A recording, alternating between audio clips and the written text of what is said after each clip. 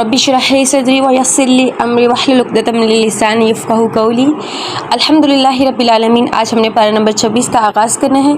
सूरतुल अहकाफ़ है सबसे। अब अहकाफ़ कहते हैं रेत के टीले को, ठीक है, जो कि सूरत में कौम आद का जिक्र है, जो कि रेत के टीलों में आबाद थी। जो रेत के बड़े बड़े टीले होते हैं ना, पहाड़ियों टाइप, उसमें आबाद थी, तो इसलिए इस सूरत का नाम जो है अहकाफ़ रख दिया गया। अब इसके आगाज़ भी जो है कुल अराअयतुम मा तदऊन से स्टार्ट हो रही है। तो इसके स्टार्ट में जिस चीज़ का जिक्र है वो है तौहीद खुदाबंदी पर दलाइल हैं। फिर उसके बाद उसके नक़लिया और अक़लिया की बात की जा रही है कि इसमें से नकल किन चीज़ों की गई है और इसमें से रियलिटी क्या चीज़ है।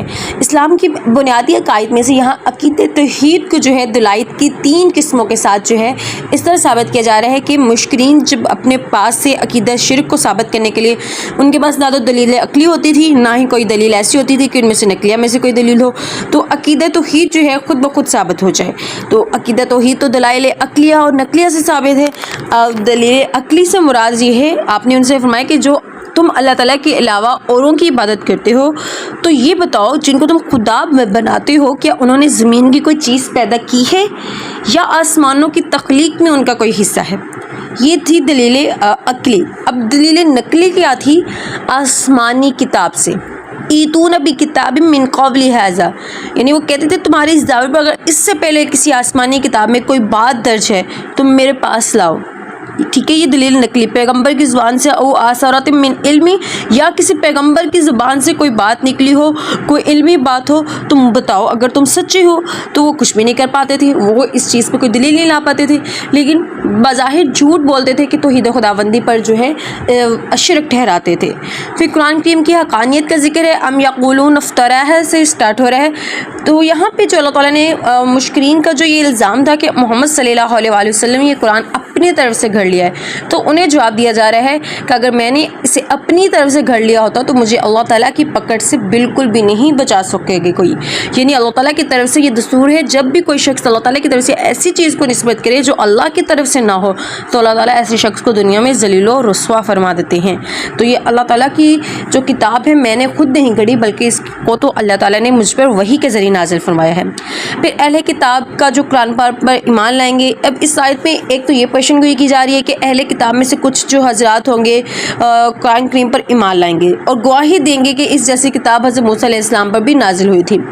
और मुश्किरीन जो थे वो तनबिया करेंगे, अहले किताब में से अहले ईमान जो है कुरान करीम पर भी ईमान लाकर तुम पर सबकत ले जा रहे हैं और तुम गुरूर और तकब्बुर में पड़े होगे। तो अब यहाँ पे किन का जिक्र ज़्यादा? अब्दुल्ला बिन सलाम, अदीदी बिन हातिम रज़ियल्लाहु तआला अन्हा, इन जैसे सहाबा इकराम का यहाँ पे जिक्र आ रहा है। फिर हुकूक़ वालिदैन का जिक्र है। यहाँ पे वालिदैन के साथ उसने सलूक करने का हुक्म दिया जा रहा है कि उनके साथ उसने सलूक करो, उनके आगे उफ तक भी ना करो। हाँ, अगर वो कुफ्र की रविश इख्तियार करने को तुमसे कहें तो हाँ उस बात पे जो है उनको थोड़ा सा समझाओ, उनको प्यार से समझाओ और उनको जो है अकायद को दुरुस्त करो।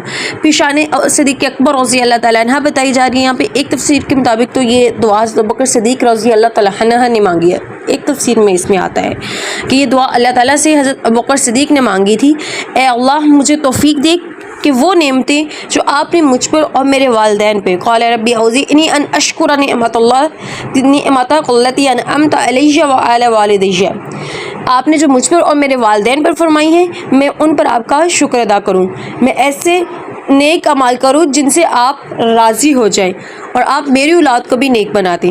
ऐ अल्लाह मैं आपकी तरफ रुजू करता हूँ और मैं फरमाबरदारों में से हूँ। फिर उसके बाद कौम आद के, अब यहाँ पे कौम आद का पूरा वाक़या बयान किया जा रहा है। तो हिद इस्लाम की बुनियादी अकायद में से पहला अकीदा ये है कि अकीदत तमाम अम्बिया अलैहिस्सलाम के दरमियान जो था मुत्तफ़िक रहे। कौम आद जो यमन के इलाके में आबाद थी, हज़रत हूद अलैहिस्सलाम को उनके तरफ मबूस किया गया। अब हज़रत हूद अलैहिस्सलाम ने भी दीगर अम्बिया की तरह अपनी कौम को तौहीद की दावत दी थी, लेकिन उन्होंने दावत कबूल करने से इनकार कर दिया, तो अल्लाह ताला ने उन पर अजाब नाजिल कर दिया और उन्हें हलाक कर दिया। अब यहाँ पे जिन्नात का सलाम कबूल करने के बारे में है। नबी की सल्लल्लाहु अलैहि वसल्लम जब अहले ताइफ को तबलीग करके वापस मक्का तशरीफ़ ला रहे थे, तो मुकाम में नखला पर जब फजर की नमाज की अदायगी में तलावत फरमा रहे थे, तो जिन्नात की एक जमात वहाँ से गुजर रही थी।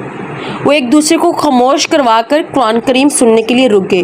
اب جنات کی وہاں سے ایک جماعت گزر رہی تھی تو انہوں نے ایک دوسرے کو خاموش کروایا کہ بھائی تم چپ کر جاؤ، بھائی تم چپ کر جاؤ، قرآن پاک کی تلاوت ہو رہی ہے. اب انہیں نہیں سمجھ میں آیا کہ قرآن کریم کی تلاوت ہو رہی ہے کس چیز، لیکن خوبصورت آواز محمد عربی مصطفیٰ صلی اللہ علیہ وسلم ممبر پہ تشریف فرما اور تلاوت کروا رہی ہوں تو ہر ضرور رک جائے وہاں پہ. تو رک گئے اور اسلام بھی قبول کر لیا اور اپنی قوم کے لیے دائی بنے. اپنی قوم کے پاس گئے، اپنی جنات کی قوم کے پاس گئے اور پھر ان کو دعوت اسلام دی. اور وقتاً فوقتاً کئی وفود جو ہے نبی پاک صلی اللہ علیہ وسلم کے پاس آتے اور اسلام قبول کہتے رہتے. جنات میں سے یہاں پہ جنات کے اسلام قبول کرنے کی بات ہو رہی ہے. ہاں یہ کوشچن ہے کہ جنات کو اب جو ہے قرآن پاک پڑھانا کیسے، اس پہ انشاءاللہ ہم کبھی بعد میں ڈسکشن کریں گے جب ہم اس صورت کو دوبارہ تفسیر میں پڑھیں گے نا. جی بالکل، ہم آپ تب اس کے کوشچنس کے آنسر دیں گے. امام الانبیاء کو صبر کی تلقین. اب یہاں پہ جو ہے گزشتہ آیت میں تھا کہ آپ طائف سے واپس آ رہے تھے، جب جنوں کی ایک جماعت نے قرآن کریم سنا تو اہل طائف نے آپ کو جب تکلیفیں پہنچائی. اب یہاں سے نبی کریم صلی اللہ علیہ وسلم کو صبر کی تلقین کی جا رہی ہے کہ آپ ان کی تکلیفوں پر صبر کریں، جس طرح جو ہے اولو العزم پیغمبروں نے، جس طرح پریویس پیغمبروں نے صبر کیا تھا. اب یہاں پہ اگر صورت محمد ہے تو اس صورت کا نام بھی آپ صلی اللہ علیہ وسلم کے اسم گرامی سے لیا گیا ہے، تو اس لیے صورت کا نام محمد رکھ دیا گیا. یہاں پہ کفار و مومنین کے نتائج ہیں. کافروں نے دو کام کیے، پہلا انہوں نے خود بھی کفر اختیار کیا، پھر دوسرا دیگر لوگوں کو بھی انہوں نے اللہ تعالیٰ کے راستے سے روکا. نتیجہ ان کے اعمال ضائع ہو گئے. بے شک روز محشر جو ہیں رسوا ہوں گے اور ان کے لیے دردناک عذاب ہوگا. پھر جنگی قیدیوں کے متعلق احکامات یہاں پہ اللہ تعالیٰ نے بتایا. اس آیت سے ثابت ہو رہا ہے کہ قیدیوں کے بارے میں دو اختیار ہیں. پہلا، فدیہ لے کر آزاد کر دیں یا بغیر فدیہ لیے انہیں آزاد کر دیں. جب بدر کے موقع پر جنگ بدر کے موقع پر جب کفار کے 70 آدمی گرفتار ہوئے تو نبی کریم صلی اللہ علیہ وسلم نے صحابہ کرام کی اکثریت سے مشورہ کیا، کانسلیشن کیا اور کہا کہ کیا کیا جائے، فدیہ لے کر انہیں چھوڑ دیا جائے یا جس پر اللہ تعالیٰ نے ناراضگی کا اظہار فرمایا تھا، جس پر اللہ تعالیٰ نے ناراضگی نہیں، فدیہ لے کر انہیں چھوڑنا نہیں تھا. جبکہ یہاں فدیہ لے کر چھوڑنے کا اختیار دیا جا رہا ہے، یعنی اللہ تعالیٰ کہہ بھی نہیں کہ انہیں فدیہ دے کر چھوڑ سکتے ہو تم، لیکن جب انہوں نے کہا کہ فدیہ لے کر انہیں چھوڑ دیا تھا تو اس پر اللہ تعالیٰ نے ناراضگی کا اظہار فرمایا. مذکور دونوں میں کوئی اعتراض تو نہیں ہے. اصل حکم یہ ہے کہ کفار کی طاقت کو کچل کر ختم کرنا ہے. چونکہ غزوہ بدر میں فدیہ لے کر چھوڑنے کا مطلب یہ بن رہا تھا کہ ان کی طاقت کو اچھے طریقے سے کچلے بغیر رہا کیا جا رہا ہے، یعنی وہ اپنے آپ پہ بھی فخر محسوس کر رہے تھے، وہ اپنے آپ کو غالب محسوس کر رہے تھے. تو اس لیے اللہ نے ناراضگی کا اظہار فرمایا. بعد میں جب مسلمان اور اسلام طاقتور اور کفار کمزور ہو گئے تو پھر اس آیت والا حکم دیا گیا کہ اب جو ہے یہ تم کرو.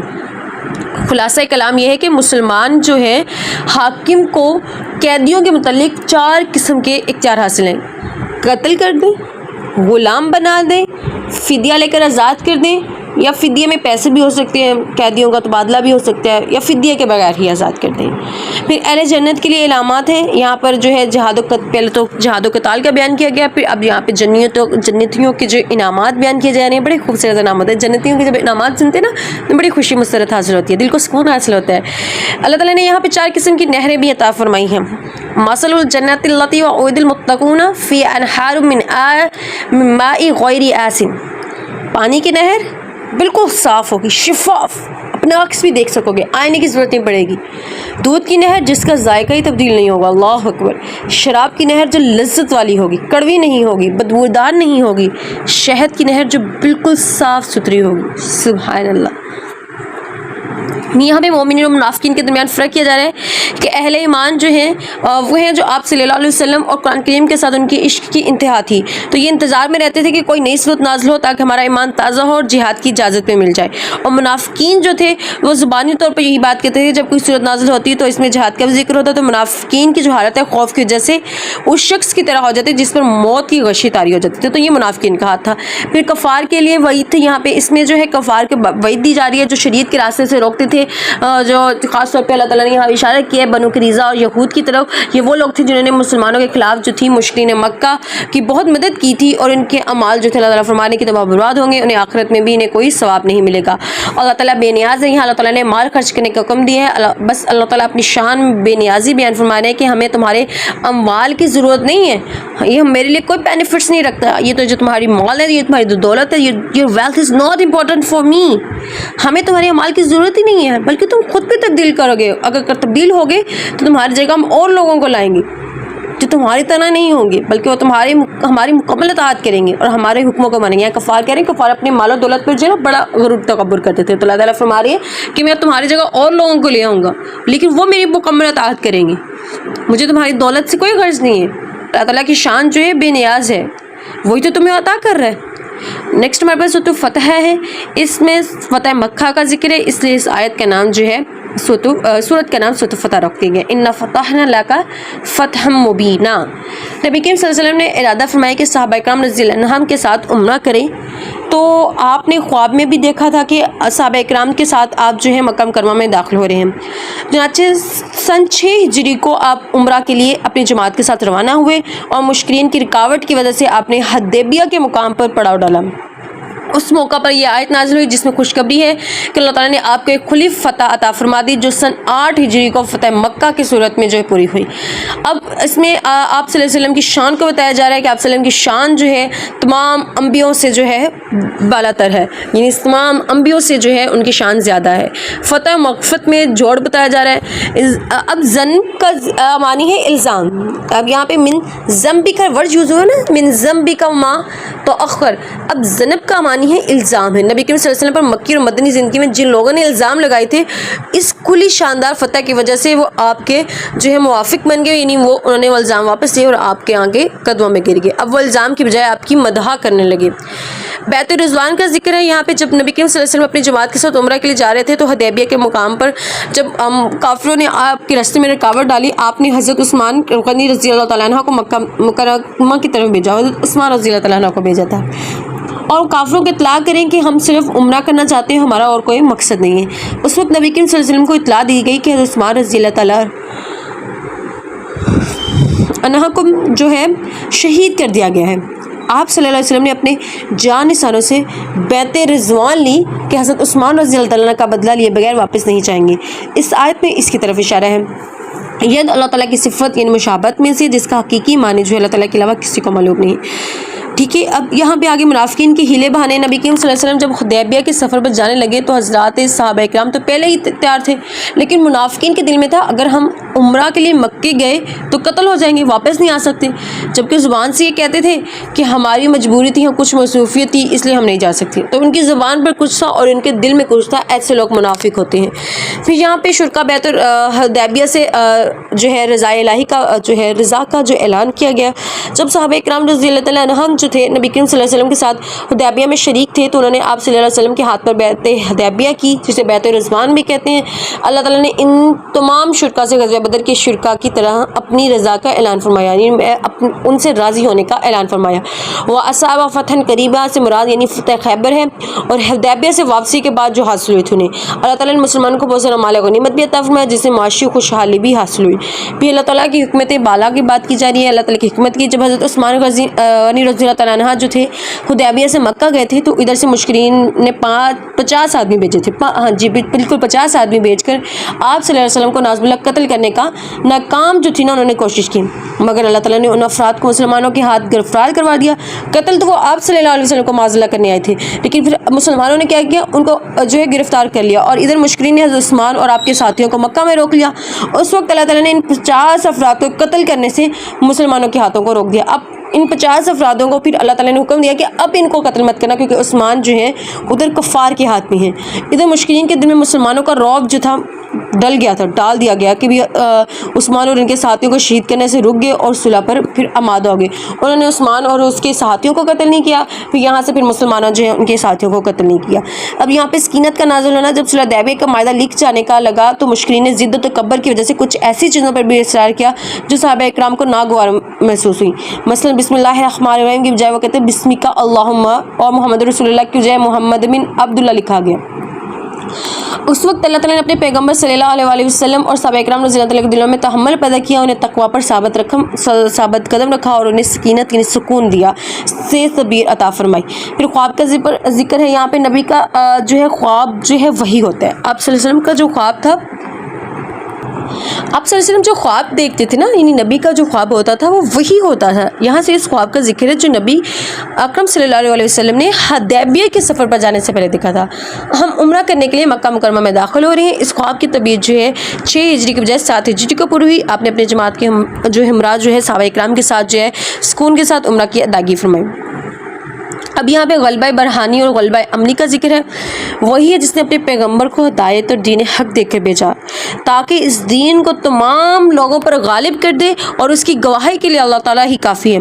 غلبہ کی 2 قسمیں ہیں، ایک ہے غلبہ برہانی اور ایک ہے غلبہ عملی. غلبہ برہانی یعنی دلیل کے ساتھ تمام ادیان پر دین محمد کا غالب ہو جانا، ہر ایک امت پر، ہر ایک شخص پر، ہر ایک پر دین محمدی کا غالب ہو جانا. یہ آپ صلی اللہ علیہ وسلم کے دور میں ہو چکے ہیں. اور غلبہ عملی صحابہ اکرام رضی اللہ تعالیٰ عنہ کے دور میں ہو چکے ہیں کہ پورے قرآن میں غلبہ عملی حضرت عیسیٰ علیہ السلام کے دور میں ہوگا انشاءاللہ عزیز. اب جو مکمل جو پورا جو ہے عملی ہوگا، غلبہ عملی جو ہوگا وہ حضرت عیسیٰ علیہ السلام آئیں گے تو ان کے دور میں جو ہے مکمل ہو جائے گا. اللہ تعالیٰ ہمیں اس وقت جو ہے اگر ہم حیات میں ہوں تو اللہ تعالیٰ ہمیں دین پہ جو ہے ثابت قدم رہنے کی توفیق عطا فرمائے. یہاں پہ محمد رسول اللہ کی بات کی جا رہی ہے. صلی نام مشکرین نے اپنی ضد و تکبر کی وجہ سے محمد رسول اللہ علیہ وسلم پر لفظ رسول اللہ لکھوانے سے انکار کیا تھا. اللہ تعالیٰ نے قرآن کریم میں محمد رسول اللہ کو نازل فرما کر قیامت تک اس کو مستقل حصہ بنا دیا کہ محمد پیغمبر کی ذات کو کہتے ہیں، رسول پیغمبر کی بات کو کہتے ہیں. پیغمبر کی ذات بھی محفوظ ہے اور پیغمبر کی بات بھی محفوظ ہے. صحابہ کرام رضی اللہ عنہم کی یہاں پہ صفات کا ذکر کیا جا رہا ہے. جو آپ صلی اللہ علیہ وسلم کے ساتھی ہیں وہ کافار کے مقابلے میں سخت ہیں، آپس میں نرم ہیں. تم دیکھو گے کہ وہ رکوع کرتے ہیں، سجدہ کرتے ہیں، اللہ کا فضل اور اللہ کی خوشنودی تلاش کرتے ہیں، کثرت سے سجدہ و سجود کرتے ہیں. ان کے چہرے پر نشان نظر آتے ہیں. ان کے اوصاف جو ہیں تورات و انجیل میں بھی بیان کیے گئے ہیں. ان کی مثال ایسے ہے جیسے کھیتی ہو جس نے پہلے تو اپنی کومپل نکالی ہو، پھر اس کو مضبوط کیا ہو، پھر تھوڑی سی موٹی ہوئی ہو، پھر اپنے تنے کے سہارے کھڑی ہو کر کسان اس کو دیکھ کر خوش ہوتے ہیں. یہ اللہ تعالیٰ اس لیے کرتے ہیں کہ اس سے کافروں کا دل چلے. پھر سورۃ الحجرات کا ذکر ہے. سورت میں حجرات یعنی آپ صلی اللہ علیہ وسلم کی رہائشی حجروں کے پیچھے آپ صلی اللہ علیہ وسلم کو آواز دینے سے منع کیا گیا ہے. اب مجلس نبوی کے یہاں پہ آداب بتائے جا رہے ہیں کہ اس سورت کے شروع میں ہی آیت میں مجلس نبی صلی اللہ علیہ وسلم کے آداب کو بیان کیا جا رہا ہے. جن معاملات کا فیصلہ آپ صلی اللہ علیہ وسلم نے کرنا ہو ان کے معاملات میں آپ مشورہ بھی طلب نہ کیا ہو. تو اس میں آپ صلی اللہ علیہ وسلم سے آگے بڑھنا اور پھر اس میں بحث و مباحثہ کرنا جو ہے، یعنی آپ صلی اللہ علیہ وسلم سے بحث مباحثہ کرنا یہ خلاف ادب تھا. جیسے قبیلہ تمیم کے وفد کے امیر بنانے کے متعلق جب تو انہوں نے بحث کی تھی آپ صلی اللہ علیہ وسلم سے کہ پہلے حضرات شیخین جو تھے رضی اللہ عنہ کے مابین بحث ہوئی تھی. پھر اس وقت ابتدائی آیات نازل ہوئی جن میں سے ایمان والوں کو حکم دیا گیا کہ اپنی آوازیں نبی کی آواز سے بلند نہ کریں. تو اس کے بعد جو ہے انہوں نے بحث مباحثہ کی تو پھر اللہ تعالیٰ نے یہی منع کیا کہ کہیں ایسا نہ ہو کہ تمہارے اعمال جو ہے برباد ہو جائیں. تم جو ہے یہ اس طرح سے نبی کے ساتھ بحث نہ کرو. نبی کو جو ہے فیصلہ دینے کے لیے تم سے مشورہ کرنے کی ضرورت نہیں ہے. پھر آداب معاشرت کا ذکر ہے یہاں پہ. ہر وہ بات جس سے معاشرے میں لڑائی فتنہ ہو، اس سے مسلمانوں کو تکلیف پہنچے، تو ان 2 آیات میں اس سے منع کیا گیا ہے. مثلا کوئی مرد کسی مرد کا مذاق نہ اڑائے، نہ ہی کوئی عورت کسی عورت کا مذاق اڑائے، ایک دوسرے کو تانا نہ دے، ایک دوسرے کو برے القاب سے نہ پکارے، بدگمانی نہ کرے، کسی کے عیب تلاش نہ کرے، کسی کی غیبت نہ کرے. اور اب پتہ ویمنس کیا کرتی ہیں، یہ میں سچ ریالٹی کی بات کروں گی، آپ مجھے کہیے کہ اگر میں نے ایسا غلط ہو ایسا. ویمنس کیا کرتی ہیں کہ ایک دوسرے کے جو ہے ایپ تلاش کرنے میں رہتی ہے. اگر کوئی 2 کھڑی عورتیں بات کریے نا، کسی کی ساس بہو کی برائی شروع ہو جائے گی، کہیں دوسرے گھر کی بات شروع ہو جائے گی. یہ غلط ہے. کسی کی بات اگر کسی نے آپ کے ساتھ اپنی بات شیئر کر دی ہے تو آپ اس کو نیکسٹ فردر شیئر مت کریں. اگر کوئی آپ پہ اتنا اعتماد کر کے اپنی کوئی دیکھ یا تکلیف یا پریشانی شیئر کرے تو آپ نیکسٹ اس کو کسی اور پرسن کے ساتھ شیئر نہ کریں. وہ ایک کے ساتھ شیئر پورے محلے میں وہ گھوم جاتی ہے. تو یہ غلط ہے کسی کے ایپ تلاش کرنا، کسی کی غیبت کرنا. عزت کا دار و مدار تقویٰ پر ہے. اللہ تعالیٰ نے حضرت آدم علیہ السلام کی اولاد کے مختلف قبائل اور اقوام اور خاندان بنائے، پھر ان مقصد کے لیے کہ ان کو صرف پہچان ہو سکی. یہ مقصد نہیں ہے کہ ایک دوسرے پر بڑائی اور عزت جتائیں. عزت اور بڑائی کا مقام جو ہے صرف دار و مدار تقویٰ پر ہے. اللہ تعالیٰ جسے چاہے عزت سے نوازتے ہیں. قاف جو ہے حروف مقطعات میں سے ہے جس کے معنی اللہ تعالیٰ ہی کو معلوم ہے. اس میں جو ہے بعد الموت کا بیان کیا گیا ہے کہ कुछ आयत में काफिर जो थे मौत के बाद इतराज़ करते थे जब हम मर कर मट्टी हो जाएंगे तो हमारे जिस्म के तमाम हिस्सों को मट्टी में खा जाएगी तो हम दोबारा किस तरह से ज़िंदा होंगे। तो अल्लाह ताला ने फरमाया कि बेशक इसका इल्म मुझे ही है और मैं तुमको दोबारा से ज़िंदा कर लूँगा। फिर मुनकरीन के अंबिया के ऊपर कुछ तज़किरा है। जब अल्लाह ताला ने पैगम्बर को तसल्ली दी थी कि ये आपको झुटलाते हैं, तो इससे पहले भी नूह इस्लाम को झुटलाया है। कौम वाली कौम ने अपने पैगम्बर सालेह को झुटलाया था, कौम समूद ने भी हज़रत सालेह को झुटलाया था, यानी कौम समूद थी वो। कौम आद ने भी झुटलाया, तो कौम फ़िरौन ने मूसा अलैहिस्सलाम को झुटलाया और कौम लूत ने भी झुटलाया। तो आप फिक्र ना करें। फिर किरामन कातिबीन का जिक्र है। क़यामत के दिन हर इंसान का नामा माल जो है बतौर हुज्जत के सामने इसको पेश किया जाएगा ताकि वो खुद देख ले कि दुनिया में क्या कर किया है। इसलिए अल्लाह ताला ने 2 फरिश्ते मुकर्रर फरमाए हैं, एक इंसान के दाएं कंधे पर, एक इंसान के बाएं कंधे पर मौजूद है, जो भी काम करते हैं उसे लिख लेते हैं। अल्लाह अकबर। अल्लाह ताला हमें नेक अमल करने की तौफीक अता फरमाए। जहन्नम से सवाल, फिर उसका जवाब है यौमा नक़ूलु लिजहन्नम हल इम्तलअत हल इम्तलअति व तक़ूलु हल मिन मज़ीद। यहाँ पे जो है इस वक्त को भी याद करो, जब हम जहन्नम से कहेंगे कि तुम्हारा पेट भर गया है, तो वो कहेगी क्या कुछ और भी है। जहन्नम ये सवाल करेगी क्या कुछ और भी है। जहन्नम ये सवाल सिर्फ तहदीद और ज़जर के लिए होगा कि जो लोग पहले जहन्नम में होंगे तो इससे उन पर खौफ तारी हो जाएगा। मुत्तकीन का इनाम है यहाँ पर, जो पहले अल्लाह ताला ने जहन्नम के बारे में थोड़ा सा बता के डराया है कि ताकि हम नसीहत हासिल करें। फिर अल्लाह ताला बता रहे हैं कि जो मुत्तकीन लोग हैं वो बिल्कुल भी फिक्र ना करें, उनके लिए जो है आराम होगा और वो अपने तरफ से अल्लाह ताला का किया हुआ जो वादा है उसको पूरा पाएंगे। फिर फरीज़ा इमामुल अंबिया सल्लल्लाहु अलैहि वसल्लम है। यहाँ पर आप सल्लल्लाहु अलैहि वसल्लम का फरीज़ा इतना ही था कि उन्होंने लोगों तक जो है नसीहत पहुंचा दी है और लोग उसको माने या ना माने अब डिपेंडेंट लोगों पर है। लेकिन आप सल्लल्लाहु अलैहि वसल्लम ने अपना फरीज़ा अदा फरमा दिया है। जिसके दिल में आखिरत के दिन अल्लाह ताला का खौफ होगा, आप सल्लल्लाहु अलैहि वसल्लम की दावत को कबूल कर लेगा, वो जो है बख्शा जाएगा। पारा नंबर 27 में सूरह ज़ारियात है। ये सूरह पारा नंबर 26 के आखिर से शुरू हो रही है। हज़रत इब्राहीम अलैहिस्सलाम का कुछ किस्सा जो है पारा नंबर 26 में से, कुछ पारा नंबर 27 में, लेकिन मैंने इसको स्टार्ट में सूरह ज़ारियात यहाँ से रखा। यहाँ पे 4 किस्म की मखलूक का जिक्र है। कसम उन हवाओं की जो गिरदो गुबार को उड़ाती है, फिर उन बातों की जो बोझ उठाते हैं, फिर उन कश्तियों की जो आसानी से चलती है, फरिश्तों की जो अल्लाह ताला के हुक्म से चीज़ें तकसीम करते हैं। अल्लाह ताला मखलूक की कस्में खाएं, अल्लाह ताला मखलूक की कस्में खाएं, तो इससे या तो कुरान करीम की फ़ज़ाहत और बलागत का बयान करना मकसूद होता है, या फिर कस्मों के बाद वाली चीज़ें क़यामत ज़रूर आएगी पर कस्मों की दलील बनाना मकसूद होता है। अब यहाँ पर अल्लाह ताला ने इन चीज़ों की क्यों कसम खाई, वह ज़ारियात ज़रवा फ़लहामियात ज़िक्रा फ़लजारियात युसरा फ़लमुक़स्सिमात अमरा। कसम है उन हवाओं की जो गर्दो गुबार को उड़ाती है, फिर उन बादलों की जो बोझ उठाते हैं, फिर उन कश्तियों की जो आसानी से चलती हैं, फिर फरिश्तों की जो अल्लाह ताला के हुक्म से चीज़ें तकसीम कर रहे हैं। अल्लाह अकबर, अल्लाह अकबर। ये दलीलें इसलिए दी जा रही हैं, कस्में इसलिए खाई जा रही हैं कि ताकि तुम नसीहत हासिल कर सको, ताकि कुफार भी समझ सकें कि क़यामत ज़रूर आएगी। फिर यहाँ पे मोमिनीन और के मुत्तकीन की सिफत बयान की जा रही है कि मोमिनीन के अमाल जो होंगे मांगने वालों और महरूम लोगों का हक होता है। बाज़ मोहताज वो होते हैं जो मांगते हैं, बाज़ मोहताज वो हैं जो मांगते नहीं हैं, जिन्हें हम सफ़ेद पोश लोग कहते हैं। कुछ तो मोहताज लोग होते हैं ना, मांगते हैं, मांग लेते हैं। कुछ ऐसे होते हैं जो मांगते नहीं हैं, अपने शर्म यहाँ की वजह से वहाँ छुप के बैठे हैं। ऐसे लोगों की मदद ज़रूर किया करें। तो मोमिनीन मुत्तकीन की सिफत ये है कि वो मांगने वाले ना मांगने वाले दोनों को देते हैं, और मोमिनीन की सिफत ये है जो उनके घर में मांगने भी आ जाए उसको भी अता करते हैं, और जो नहीं मांगने आता वो उसको भी जाके देके आते हैं। ये मोमिनीन की सिफत है। इब्राहीम अलैहिस्सलाम का किस्सा, यहाँ से इब्राहीम अलैहिस्सलाम का किस्सा कई मुकामात पर आया है कि हज़रत इब्राहीम अलैहिस्सलाम के पास फरिश्ते आए। फरिश्तों के आने की बुनियादी सबब ये थी कि आपको बेटे हज़रत इस्माइल की खुशखबरी देनी थी, दूसरा जो है मुजरिम कौम यानी हज़रत लूत अलैहिस्सलाम को तबाह बर्बाद करना था। मुख्तलिफ कौमों का इंजाम है। यहाँ से कुछ आयात तक अल्लाह ताला ने मुख्तलिफ कौमें, कौम फ़िरौन, कौम आद, कौम समूद, कौम नूह की सरकशी और इनके अंजाम बद का जिक्र किया है। फिर तख्लीक़ बारी ताला के नमूने, अल्लाह ताला ने आसमान को ताकत से पैदा किया। इसका मतलब ये है कि आसमान से बारिश बरसाते हैं, फिर बारिश के ज़रिए लोगों में रिज़्क़ में वसअत पैदा फरमा देते हैं। अगली आयत में अल्लाह ताला की तख्लीक़ का एक और नमूना बयान किया गया है कि अल्लाह ताला ने हर चीज़ को जोड़े बनाए हैं। काला पैदा किया तो सफ़ेद भी पैदा किया, मीठा पैदा किया तो कड़वा भी बनाया, मर्द को बनाया तो औरत को भी बनाया, मुसलमान को पैदा किया तो काफिर को भी पैदा किया। तो ये उसकी कुदरत की निशानियाँ हैं जिस पर इंसान गौर व फिक्र नहीं करता। सूरह तूर है, यहाँ पर सूरह तूर, यहाँ पे 5 किस्में हैं तूर की, तो इसलिए इसका नाम सूरह तूर भी रखा गया है। 5 किस्में जिक्र हैं, वत्तूर قسم ہے طور کی، و کتاب مستور، قسم ہے کتاب کی جو کھلے ہوئے کاغذ میں لکھی ہوئی ہے، فی رق منشور، مراد اس سے یا تو لوح محفوظ ہے یا اعمال نامہ قرآن کریم میں. پھر اس کے بعد رق منشور والبیت المعمور، قسم ہے بیت معمور کی. بیت معمور سے مراد اللہ تعالیٰ بیت اللہ کی بالکل محاذات میں ساتوں آسمان پر ملائکہ کا قبلہ ہے. بیت المعمور جو ہے بیت اللہ کے بالکل، بیت اللہ ہے جو نا بیت اللہ خانہ کعبہ، بالکل اس کے اوپر، اس کے محاذات میں بالکل اوپر جائے نا ساتویں آسمان تک، تو اس کے اوپر جو آسمان پر ملائکہ کا قبلہ ہے. ہر روز 70,000 فرشتے طواف کرتے ہیں، پھر بھی انہیں قیامت تک موقع نہیں ملتا. اب اندازہ لگا لیں فرشتے کتنے زیادہ ہیں تعداد میں. 70,000 فرشتے روز طواف کرتے ہیں، اور جنہوں نے طواف کر لیا ہوا ہے وہ اب تک ان کو موقع نہیں ملا، وہ قیامت تک ان کو موقع نہیں ملے گا، اتنی تعداد ہے. پھر اللہ تعالیٰ یہاں پہ قسم کھا رہے ہیں، قسم ہے بلند چھت کی، مراد اس سے آسمان ہے. پھر قسم ہے اس دریا کی جو پانی سے بھرا ہوا ہے.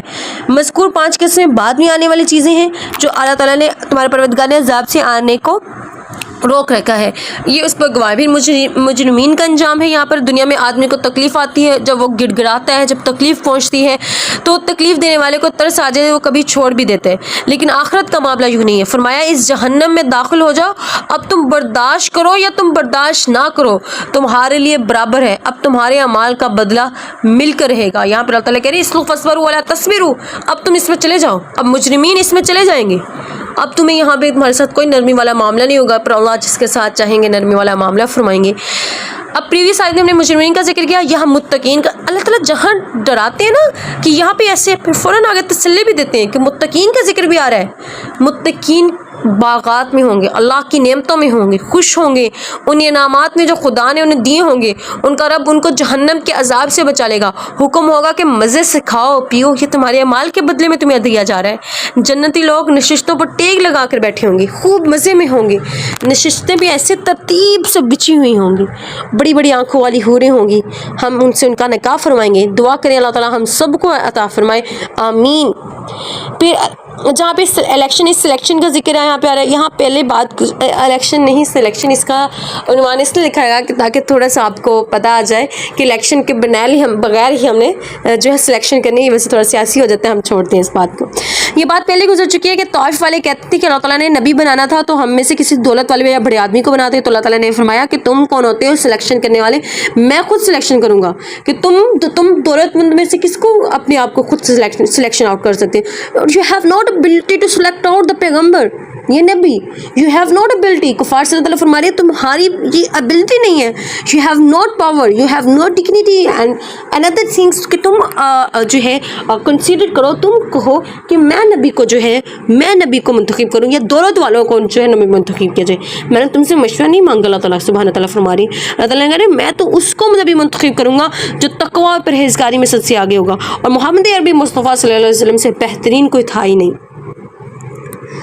پھر یہاں پہ اللہ تعالیٰ فرائض خاتم النبیین بتا رہی ہے. اللہ تعالیٰ بتا رہے ہیں کہ محمد عربی مصطفیٰ صلی اللہ علیہ وسلم آپ اللہ اور اس کی اللہ کو تسبیح کرتے رہا کریں اور اللہ کے سامنے رکوع و سجود کرتے رہا کریں.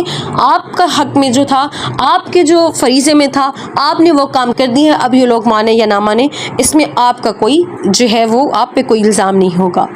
پھر اس کے بعد نجم کے بانی یعنی ستارہ کے سورت کا آغاز ہی لفظ نجم سے ہے، اس لیے سورت کا نام بھی سورۃ النجم رکھا گیا. والنجم اذا ہوا، ستارے کی قسم کھانے میں حکمت ہے. ستارے کی قسم کھانے میں اس طرح اشارہ کہ جس طرح عرب ستارے کی مدد سے راستہ تلاش کرتے تھے، اس طرح انبیاء علیہ السلام بھی جو ہے لوگوں کے لیے روشنی اور ہدایت ہے. ستارے کا جو راستہ مقرر ہے وہی اس پر چلتا ہے. بالکل نبی اسی طرح نبی کریم صلی اللہ علیہ وسلم نہ راستہ بھولے ہیں نہ ہی بھٹکتے ہیں. ستارہ تھوڑے وقت کے بعد غائب ہو جاتا ہے، لیکن انبیاء علیہ السلام بھی دنیا میں تھوڑے وقت کے لیے تشریف لائے تھے. آپ صلی اللہ علیہ وسلم سے فائدہ حاصل کرنے والوں کو جلدی کرنی چاہیے. پھر قرآن و حدیث کی حجت کے بارے میں بتایا گیا کہ آپ صلی اللہ علیہ وسلم اپنی خواہش سے کچھ بھی نہیں بولتے، بلکہ یہ خالص وہی ہے جو ان کے پاس آئی. مطلب یہ ہے کہ اگر آپ صلی اللہ علیہ وسلم جب بھی کوئی بات فرماتے تو وہی سے فرماتے. اگر مراد معنی الفاظ دونوں ہوں تو اس کا نام قرآن ہے. اگر مراد یہ کہ معنی بتا دیے جائیں تو الفاظ نہ بتائے جائیں تو اس کا نام حدیث ہے. اس کو سنت بھی کہتے ہیں. ٹھیک ہے. پھر اس کے بعد خاتم النبیین اور حضرت جبرائیل کا دیکھنا مشکل انتظار کرتے تھے. جبرائیل امین علیہ السلام نبی کریم صلی اللہ علیہ وسلم کے پاس انسانی شکل میں وحی لے کر آتے ہیں تو آپ صلی اللہ علیہ وسلم کو کیسے پتہ چلتا ہے کہ یہ فرشتہ ہے؟ یہاں انہیں جواب دیا جا رہا ہے کہ نبی کریم صلی اللہ علیہ وسلم نے جبرائیل علیہ السلام کو اصلی شکل میں 2 مرتبہ دیکھا، یعنی ان کی فرشتے ہونے کی شکل میں۔ ایک مرتبہ جب آپ صلی اللہ علیہ وسلم نے ان سے فرمائش کی تھی کہ اصلی شکل میں آئے، اور دوسری مرتبہ جب آپ صلی اللہ علیہ وسلم نے معراج کے موقع پر دیکھا تھا۔ پھر آگے آیات میں واقعہ معراج کو بیان کیا گیا ہے، پھر اس کی مشکرین کی تردید کی گئی۔ مشکرین جو تھے 3 بت لات، عزا اور منات اپنے اپنے خدا بنا رکھے تھے انہوں نے۔ اللہ تعالیٰ نے فرمایا یہ جو لات، منات اور عزا تم نے خدا بنا رکھے ہیں نا، کیا ان میں سے کبھی تم نے غور کیا ہے؟ یہ صرف چند نام ہیں اور تم نے تمہارے باجات نے خود رکھے ہیں۔ کافی لوگ اپنے خیالات و خواہش کی پیروی کرتے تھے نا، وہ اپنے خیالات کی پیروی کرتے تھے کہ ان کو نام رکھے بڑے خوش ہوتے، تو اللہ سبحانہ تعالیٰ نے کہ تو کئی نام ہیں، 99 نام ہیں اللہ سبحانہ تعالیٰ کے، اور ہم نے نہیں منتخب کیے، وہ اللہ سبحانہ تعالیٰ کی ذات نے خود منتخب کیے۔ انہوں نے تو یہ نام اپنے خود منتخب کیے ہوئے تھے، اور جو کچھ نہ بولتے تھے نہ کچھ فائدہ دیتے تھے، لیکن ان کی عقلوں پہ پردے ڈلے ہوئے تھے۔ پھر یہ اللہ تعالیٰ کو فرشتے کو اللہ تعالیٰ کی بیٹیاں بناتے تھے اور ثابت کرتے تھے، اللہ اکبر معاذ اللہ۔ پھر یہاں پہ ان کی تردید کی جا رہی ہے کہ تمہارے پاس کوئی دلیل ہے اس عقیدے پہ، تو وہ بالکل خاموش ہو جاتے تھے۔ پھر اللہ تعالیٰ فرمانے کہ کوئی کسی کا بوجھ نہیں اٹھائے گا روز محشر۔ ایک شخص نے قرآن مجید کی آیت سنی اور اس کا دل ایمان کی طرف مائل ہو گیا، تو اس کے دوست نے کہا کہ اپنے باپ دادا کے دین کو چھوڑ کر نیا دین کیوں اختیار کرے ہو؟ تو اس میں کچھ اس کو لگا کہ ہاں میں یوں ایسا کیوں کر رہا ہوں، تو اس نے کہا میں تو آخرت کے عذاب سے ڈرتا ہوں، کہیں آخرت میں میری پکڑ نہ ہو جائے۔ پھر اس کے دوست نے کہا اگر تم مجھے کچھ پیسے دے دو تو میں تمہاری ذمہ داری لیتا ہوں کہ آخرت میں پکڑ سے تمہیں بچا لوں گا۔ یہاں پر اس بات کی تردید کی جا رہی ہے کہ روز محشر ایسا کچھ نہیں ہوگا۔ آپ دنیا میں کہو کہ تم مجھے کچھ پیسے دو، تمہارے حصے کی نمازیں میں پڑھتا ہوں، تم نماز ہی نہ پڑھو، ایسا بھی تھوڑی نہ ہوگا۔ یہ دنیا داری ہے، تجارت تھوڑی نہ یہ ہو رہی ہے۔ تو آپ اگر یہ سپوز آؤٹ کریں کہ میں نے نماز نہیں پڑھی، میرے حصے میں اس نے نماز پڑھ لی ہے، چلو جی اس کا ثواب مجھے مل جائے گا، تو ایسا کچھ بھی نہیں ہوگا۔ پھر آیت سجدہ عربی میں پڑھنے اور سننے والوں پر سجدہ واجب ہوتا ہے۔ تو سورۃ النجم کی جو پہلی سورۃ میں آیت سجدہ نازل ہوئی، تو آپ صلی اللہ علیہ وسلم جب بھی اس کی تلاوت فرماتے تو آپ صلی اللہ علیہ وسلم جو ہے مسلمانوں نے اس کے ساتھ سجدہ فرمایا۔ سورۃ القمر، آپ صلی اللہ علیہ وسلم جب یہاں پہ صداقت نبوت اور چاند کے 2 ٹکڑوں کا ذکر ہے۔ آپ صلی اللہ علیہ وسلم جب منام میں تھے، رات کا وقت تھا، مشکرین مکہ نے آپ صلی اللہ علیہ وسلم کی نبوت پر معجزہ طلب کیا، تو آپ صلی اللہ علیہ وسلم نے فرمایا اگر معجزہ نشانی دکھاؤں تو تم کلمہ پڑھ لو گے؟ کہا پڑھ لیں گے۔ تو آپ صلی اللہ علیہ وسلم اشارہ فرمایا، اللہ تعالیٰ کے حکم سے چاند 2 ٹکڑے ہوا، ایک ٹکڑا مشرق اور ایک مغرب کی جانب چل گیا۔ مشکرین نے اسے جادو کہہ کر نہ مانا اور جو ہے اپنی ضد پر قائم رہے، انہوں نے قبول نہ کیا۔ پھر قوم نوح پر جو ہے طوفان کا ذکر آیا تھا، ان کو قوم والے جو ہے بعض اوقات جو ہے گلے کو دباتے، نوح السلام بے ہوش ہو جاتے، لیکن پھر بھی اللہ تعالیٰ سے دعا مانگتے کہ اللہ ان کو ہدایت دے۔ جب ان کے پاس دین کی تبلیغ کے لیے جاتے تھے نا، تو قوم کیا کرتے تھے، حضرت نوح علیہ السلام کے گلے کو دباتے تھے، ان پر ظلم ستم کرتے تھے، لیکن پھر بھی آپ جو ہے ان کے لیے جو ہے دعا کرتے تھے اللہ تعالیٰ کے لیے ہدایت دیں۔ لیکن انہوں نے جب نہیں مانی ان کی بات، تو 9.5 سال جو اس تکلیف میں گزارے، پھر آخر کار اللہ تعالیٰ سے انہوں نے دعا مانگی کہ اے اللہ میری مدد فرما، اللہ تعالیٰ نے طوفان کے ذریعے قوم کو تباہ کر دیا۔ قرآن کریم آسانی ہے، وَلَقَدْ يَسَّرْنَا الْقُرْآنَ لِلذِّكْرِ فَهَلْ مِن مُدَّكِّرٍ۔ آسان ہونے کا مطلب یہ قرآن کریم ایک حیثیت واضح کتاب ہے، اس میں اللہ تعالیٰ نے ہر ایک جو ہے ہماری جو ریالٹی ورلڈ، ہماری پرابلمس کو، چھوٹی سے بڑی پرابلمس کو بھی اللہ تعالیٰ نے اس میں ڈسکس فرما دیے ہیں۔ پھر یہاں پہ بہت سی پہلی قوموں کے واقعات ہیں، ان کی تکذیب ہے، پھر ان کی نافرمانیاں بیان کی گئی ہیں، پھر مجرمین اور متقین کا انجام بتایا گیا۔ اللہ تعالیٰ نے بتایا کہ ان کو مجرمین لوگ جو ہے بڑی گمراہی میں ہوں گے، بے عقلی میں پڑے ہوئے ہوں گے، تو ان کو جو ہے قیامت کے دن ان کے منہ کو آگ میں گھسیٹا جائے گا۔ ان المتقین فی جنات، اور جو متقین ہو کر آخرت میں اللہ تعالیٰ کے نعمات پر باغات میں ہوں گے۔ اب اس سورۃ کا آغاز الرحمن سے ہے، اور سورۃ الرحمن تو ہے ہی قرآن کی زینت، اور رحمان مشکرین مکہ رحمان کے نام سے تو واقف تھے، لیکن اس میں گرامی زیادہ معروف نہیں تھا، بطور ضد جو ہے وہ بھی کہا کرتے تھے کہ مر رحمان، یعنی رحمان کیا ہے، تو اس لیے اللہ تعالیٰ نے رحمان کے نام سے پوری سورت نازل فرمائی کہ اس کا آغاز بھی لفظ رحمان سے رکھا گیا۔ پھر اللہ تعالیٰ نے انسان کو جو ہے قرآن سکھایا، رحمان نے قرآن سکھایا، وہ جو سکھایا اس کا ذکر تو ہے، جس کو سکھایا اس کا ذکر نہیں، علم القرآن۔ اس کی وجہ یہ کہ قرآن کریم براہ راست جس شخصیت کو تعلیم دی گئی وہ آپ صلی اللہ علیہ وسلم ہے، یہ سب کو معلوم ہے۔ پھر آپ صلی اللہ علیہ وسلم کے واسطے تمام امت کو تعلیم لی۔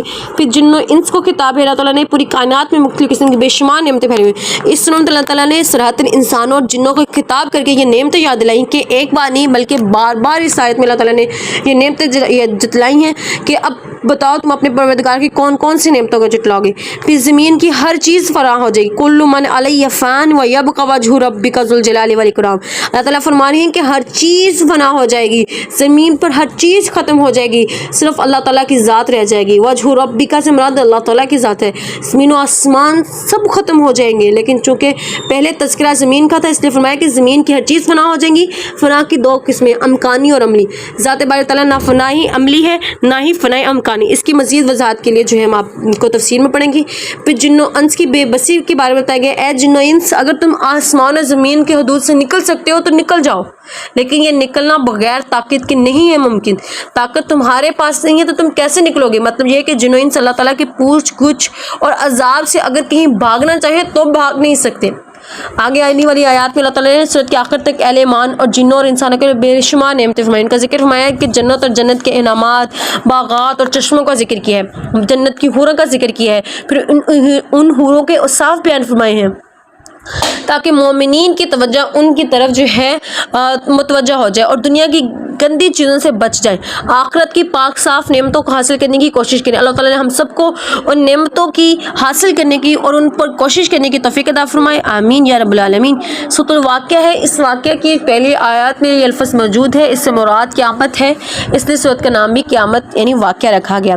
जब क़यामत आएगी, क़यामत के वाक़िया होने का कोई शक नहीं है, ये सच्ची बात है कि कुफ़ार को झुका के रख देगी। दुनिया में काफिर क़यामत का इनकार करते रहे, जब क़यामत का वक्त रोनुमा होगा तो उस वक्त कुफ़ार भी इन्हें जुटला नहीं सकेंगे। इंसान की 3 जमातों का जिक्र है। क़यामत के तमाम इंसान अपने इंजाम के एतबार से 3 जमातों में तकसीम हो जाएंगे। पहली जमात अल्लाह ताला उनके मुकर्रब बंदों की होगी जो ईमान और अमाल सालिह के एतबार से आला मुकाम पर होंगे। दूसरी जमात उन खुशनसीब आम ईमान वालों की होगी जिन्हें नामा इमाल जो है दाएं हाथ में दिया जाएगा। तीसरी जमात उन कफ़ार की होगी जिन्हें नामा इमाल बाएं हाथ में दिया जाएगा। ये 3 जमातों में जो है रोज़ महशर इंसान जो तकसीम होगा। फिर अहले जन्नत के लिए इनामात का जिक्र है कि अहले जन्नत जो है बागात में होंगे, नेमतों में होंगे। फिर अहले जहन्नम का जिक्र है, वो अस्हाबुश शिमाल यानी बाएं हाथ वाले, यानी अहले जहन्नम को आखिरत में मुख्तलिफ किस्म के अजाबों का सामना करना पड़ेगा। गर्म लू, खोलता हुआ पानी और धुआं होगा। अल्लाह ताला हम सब की हिफाजत फरमाए। ये क़यामत का मंजर इंसान नहीं बयान कर सकता है। मैं इंशाल्लाह तफसीर में जब पढ़ाऊंगी तो एक एक चीज़ का जो है क्लियर मानी हम पढ़ेंगे। अब तो हम खुलासा करें ना। फिर अल्लाह ताला की 4 अजीम नेमतों का जिक्र है। अफ़रअयतुम मा तुमनून तख़लीक़ इंसानी, ये बताओ कि तुम जो नुत्फ़ा टपकाते हो क्या तुम पैदा करते हो या हम पैदा करते हैं। ये सवाल हो रहे हैं कफ़ार से जो अपने आप को समझते हैं कि ये कुरान तो मनगढ़ंत है, अल्लाह के साथ जो शरीक ठहराते हैं। अल्लाह ताला फरमाते हैं तख़लीक़ इंसानी, ये बताओ अगर तुम जो नुत्फ़ा टपकाते हो क्या तुम पैदा करते हो या हम पैदा करते हैं। बेशक अल्लाह सुब्हाना तआला पैदा करते हैं। खेती उगाना, ये बताओ जो खेती तुम बोते हो क्या इसे तुम उगाते हो या हम उगाते हैं। बेशक अल्लाह सुब्हाना तआला। पानी की फरहमी, ये बताओ जो पानी तुम पीते हो क्या तुम इसको बादलों से उतारते हो या हम उतारते हैं। बेशक अल्लाह सुब्हाना तआला। आग की नेमत, अच्छा ये बताओ ये आग जो तुम जलाते हो इसका दरख्त तुम उगाते हो या हम उगा रहे हैं। बेशक अल्लाह सुब्हाना तआला की ज़ात उगा रही है।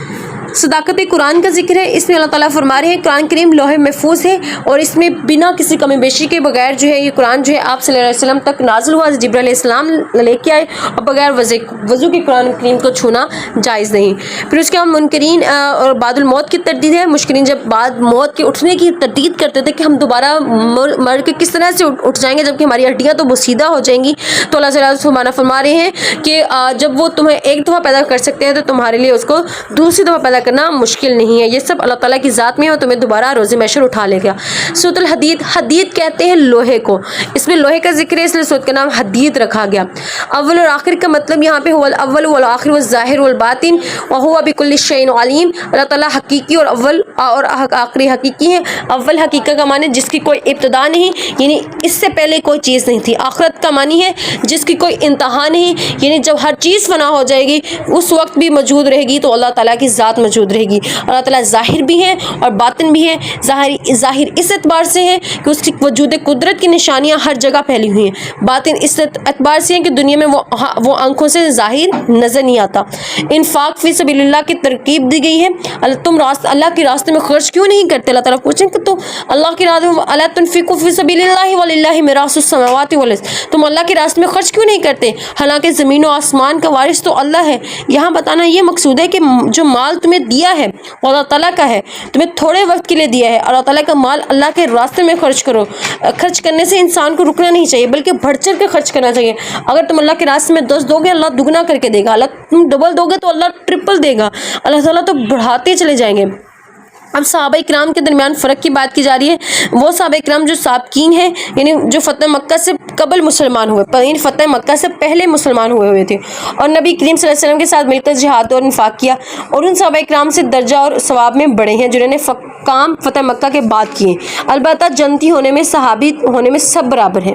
پھر مومنین اور منافقین کا ذکر ہے کہ مومنین وہ ہیں جو پل صراط کی طرف جائیں گے تو ان کا نور ان کے سامنے ہوگا اور دائیں جانب بھی ہوگا, اور مومن اور منافق دونوں پل صراط کی طرف آئیں گے تو وہاں منافقین کا نور ختم ہو جائے گا. اس وقت یہ لوگ پریشان ہوں گے کہ مومنین کو پکاریں گے کہ ہمیں تھوڑا سا نور دے دے, اور وہ ان سے کہا جائے گا کہ پیچھے مڑ جاؤ اور نور تلاش کرو. انبیاء علیہ السلام کی بعثت کا مقصد ہے. یہاں پر انبیاء علیہ السلام کے معجزات کا ذکر ہے, ان کے اوپر کتب کا ذکر ہے, پھر رہبانیت کی ابتدا کا ذکر ہے. اللہ تعالیٰ فرما رہے ہیں حضرت عیسیٰ علیہ السلام کے آسمانوں پر اٹھائے جانے کے بعد عیسائیوں کا ایک طبقہ جو تھا دنیا سے الگ تھلگ رہنے لگا. نہ وہ شادی کرتا تھا نہ ہی دنیا کی لذتوں کو استعمال کرتا تھا. وہ اپنے دین کو بچانے کے لیے شہروں سے دور رہنا شروع کر دیا, حالانکہ اللہ تعالیٰ نے اس کا حکم نہیں دیا تھا انہیں. اللہ تعالیٰ فرماتے ہیں کہ انہوں نے پھر بھی اس کی ربانیت کی بھی رعایت کی نہیں کی. یاد ہے کہ اسلام میں ربانیت کی کوئی گنجائش نہیں. اللہ تعالیٰ ہم سب کو اپنے دین پر جو ہے صحیح معنوں پر عمل کرنے والا بنائے, ہمیں قرآن پاک کو صحیح طریقے سے سمجھنے اور اس پر عمل کرنے کی توفیق عطا فرمائے. اللہ تعالیٰ ہمیں بھی متقین اور جنتیوں میں شامل فرمائے. اللہ تعالیٰ ہمیں اسلام کے صحیح پیروکار فرمائے. اللہ تعالیٰ ہمیں قرآن کو سمجھنے اور اس پر عمل کرنے کی توفیق عطا فرمائے. آمین یا رب العالمین. وآخر دعوانا ان الحمد للہ رب العالمین.